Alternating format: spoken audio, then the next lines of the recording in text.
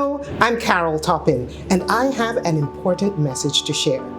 In 2021, there were several earthquakes recorded in the Caribbean, and already there were at least 11 recorded in January 2022. With the increase in seismic activity near our borders, we must be prepared. If an earthquake occurs, stay where you are and do the DCH. Drop if possible. Take cover under a sturdy surface to protect your head and neck, and hold on until the shaking stops. This message is brought to you by the Department of Emergency Management and the United States Agency for International Development.